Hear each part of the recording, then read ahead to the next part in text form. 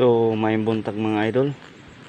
So karon day mga idol, nagkabot man ko balanghoy mga idol. Nya karon nagsurbi na ako akong sagingan. Naaman day akong tinaguan nga hinog mga idol. So hinog na kayo.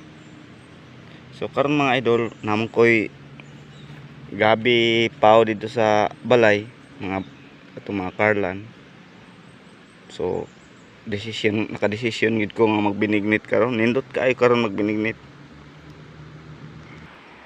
Nakrelax pud ko diri kadali mga idol kay presko kaayo ang hangin mga idol sa bukid. Medyo dili pud kaayo init ang panahon. Dili kayo init ang panahon, so nindot kaayo. Actually mga idol, kaning niya mga idol, mao na siya.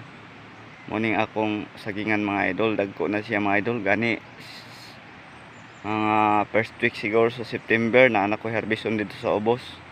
Magsugod na kog harvest, first harvest gid na siya mga idol.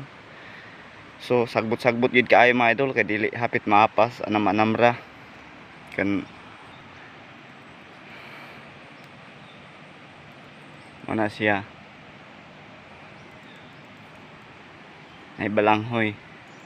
So wala gid tay trabaho mga idol, kanang bakante ta ato tag uma mga idol, nanom-tanom ta. Walay makuha ana mga idol kay yung pa magtanom gid ka na gid tay maani nay makuha ba abot sa panahon. So mao ra to mga idol. Thank you for watching.